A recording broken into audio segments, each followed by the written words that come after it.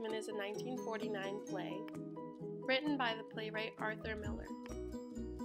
Death of a Salesman has become an extremely well-known play that has over the years been studied, analyzed, and most importantly, critiqued. The certain lit crit being analyzed today is by H.C. Phelps and was claimed from the Literature Resource Center. The thesis taken from this lit crit states, yet a close examination of this crucial scene and the subsequent requiem reveals a far greater degree of ambiguity than have been acknowledged. Through textual evidence and sophisticated language, it can be concluded that this essay is agreed upon. Not only does this literary criticism provide us with great points to back up its thesis, but it also provides many sources of textual evidence from the novel itself. The paper itself was also created based upon the research of extremely credible sources. The main consensus of this lit crit is that there's more to Willie's suicide than just Biff confessing his love for his father. This is proven by two distinct points Phelps makes within the essay.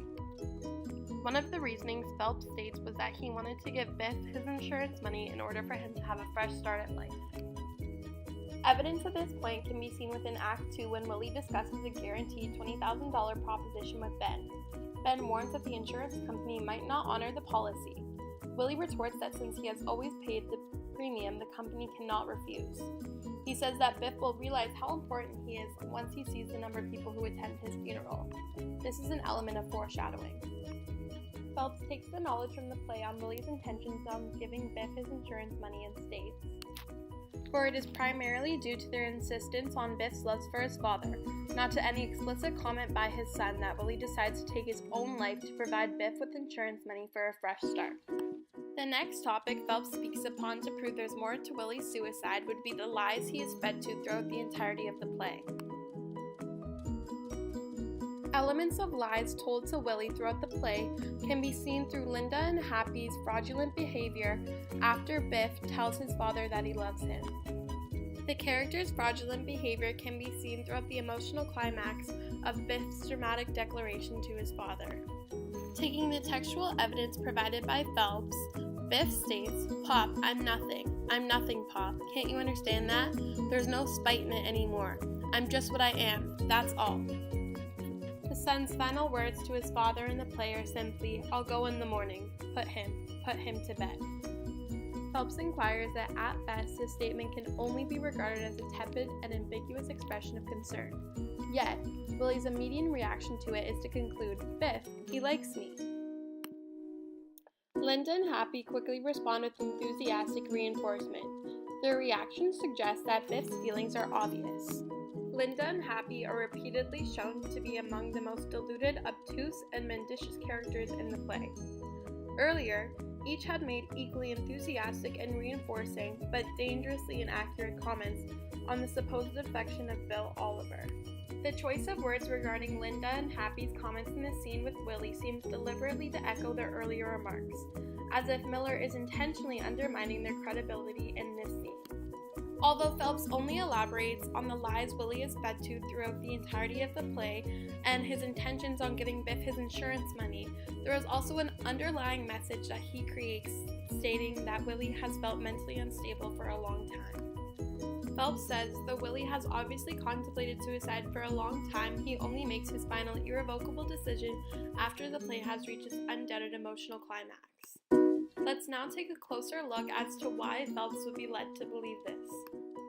Willie's deterioration of his mental health started based upon the wrong intentions. He was always focused on living the American dream and just wanted to be liked by everyone.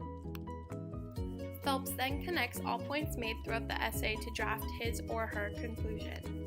Phelps states in the extremely well-written and sophisticated conclusion that if Biff does not love his father, Willie's suicide must be regarded as just the last in the series of futile, misguided gestures that made up his life.